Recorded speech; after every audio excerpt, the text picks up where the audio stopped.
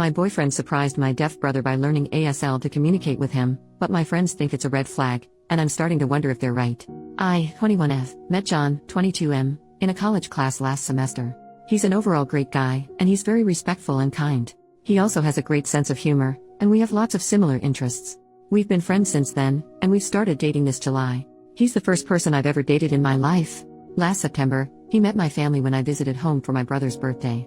My brother, Trev, 19M, has been deaf since birth, so my whole family communicates with him either through sign language, Trev's lip reading, but we still just sign his reflex, or through text. During our small celebration at home, it was clear that my parents liked John.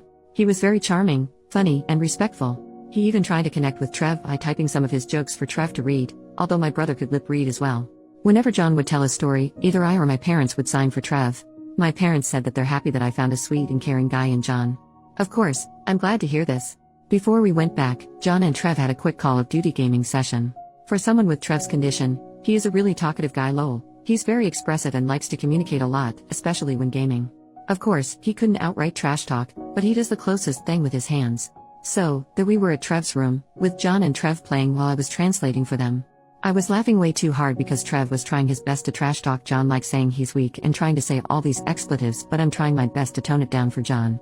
Meanwhile, I'm also translating John's instructions and strategies for Trev. Also, because this was the first time John met my family, he was saying all these praises to Trev like good job or we can do it better next time, although I know that deep inside, he also wants to trash talk my brother. The two of them got along pretty well, and they've been having some online gaming sessions since then. 2 weeks ago, John visited home along with me again for my mom's birthday. There, he surprised everyone, including me, by communicating with Trev through ASL. John was still at the alphabets, some basic words, and some rehearsed phrases, but we were all delighted that he even made the effort. Trev's face lit up, and I've never seen him happier having a new long-term friend with low communication barriers. Apparently, John had been watching some YouTube tutorials and got a free subscription to learn ASL. The two of them had a gaming session again, and this time, John and Trev could communicate more directly. Of course, it was still kinda slow and I still had to do some translating. Imagine trying to baby talk to a grown man or talking to a caveman with choppy sentences lol, but I could tell Trev was having a great time. They also got more comfortable with each other with more explicit trash talking, which I didn't tone down this time. John had been religiously learning ASL since then, and he's making a lot of progress. I was so happy with this, so I told my close friend group from high school. However, most of my friends, especially my closest guy friend, told me that what John was doing was a red flag because it could be a form of obsession and emotional manipulation. He also said it was creepy because John's becoming too attached to my family when we've only been dating about 5 months. He also said that John might only be doing it so he could get laid or something. I know there's some validity to what my friends said, but I'm not really convinced. John has been a wonderful and sincere guy the entire time, and I know it's naive to say this because he's my first ever relationship, but I can see this becoming long-term. Yes, we haven't hooked up yet because I told him I wasn't ready yet, and he never pressured me to do it. However, is his behavior something I should really be concerned about? Again, I don't have any experience with dating and relationships, so I don't know if this is something that's truly concerning. My friends are pushing for me to break up with John, but I'm not sure. How do I proceed with this? Edit. Wait, whoa. I took a break to work on a paper and there are now almost 1,000 comments. I'll try to process everything, but thank you for your kind words, Reddit. Yes, John is a wonderful guy, has so far given me no reasons to doubt his sincerity. It's only my friends who planted the seeds in my mind since they've all had experiences with dating and relationships, so the pressure kinda got to me. Thank you for all your insights. Update. 1 month later. First off, I wanted to thank everyone who gave their insights on my original post. As I said, I'm very new to relationships, so reading insights other than my inner circles was very eye-opening. To begin, many Redditors said that my high school friends are conniving, untrustworthy, and ableist people who never bothered learning ASL despite knowing me for a long time. I take accountability for this. I'm not saying they're blameless, but it's not entirely their fault. For some context, our family moved to our area when I was in senior year of high school due to my dad's job. The friend group, 2 guys and 2 girls before I joined, was already tight when I came in. They then took me in after we got grouped together for a school project, and they've been with me ever since. We've been friends for about 4 years now. They're not exactly saints, but they helped me survive my senior year in one piece. They are fun to hang out with, and they were the support I needed when I was struggling.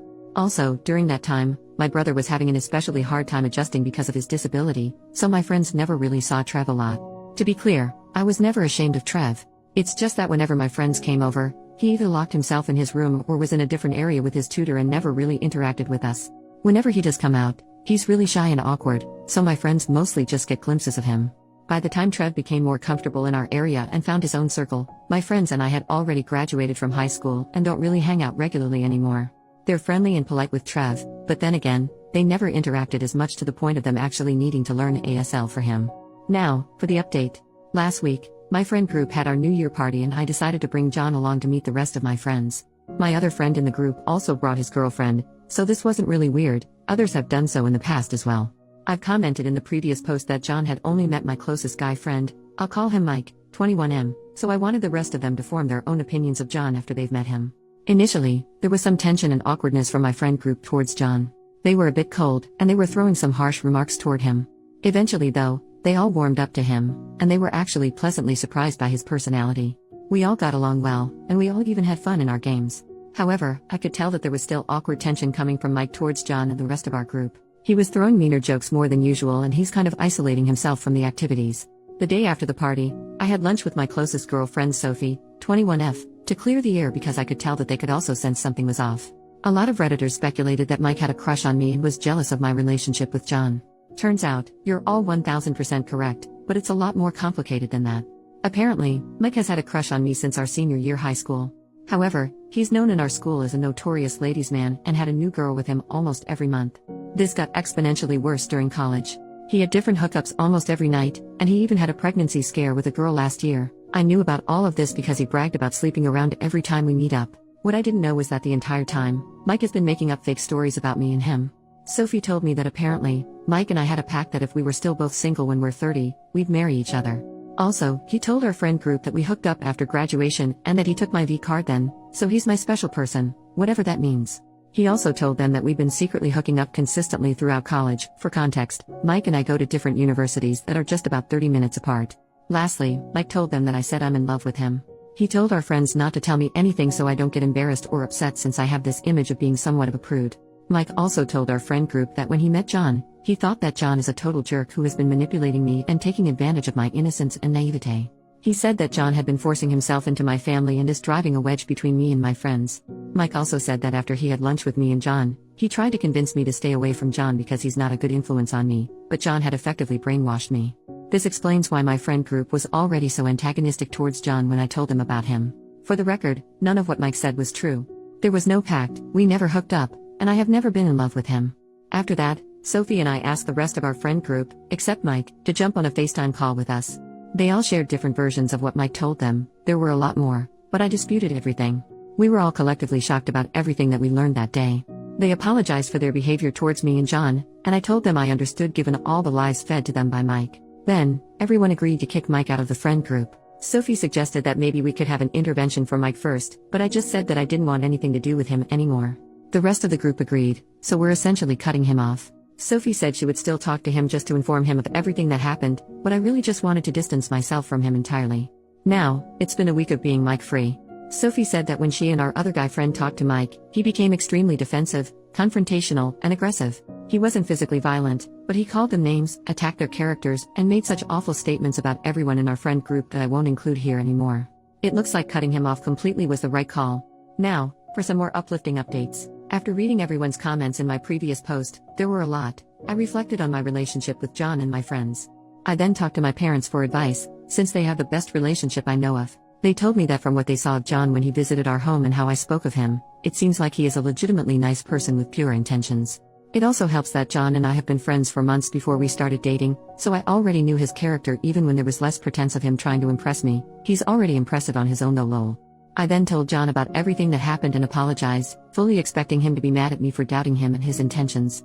Instead, he said he understood, because of course it was just natural for me to trust my friends and expect them to have my best interests. He then asked me if there was any point in our relationship when I felt uncomfortable or uneasy around him, and I categorically said no. I told him that he's my safe space, and he has nothing to worry about. He then reassured me that his intentions with me are genuine, and he even said that he sees a future with me, which I reciprocated.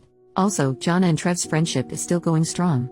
Trev has participated in one of John's D&D sessions with his friends, and John and I both acted as the translators. We were delighted to see that most of John's friends already know ASL alphabet. Apparently, they had even included it in the lore of their D&D campaign. Also, Trev had been asking John some tips for working out and getting fit lately since they have the same body type but John is more toned. One of his brothers is a fitness instructor.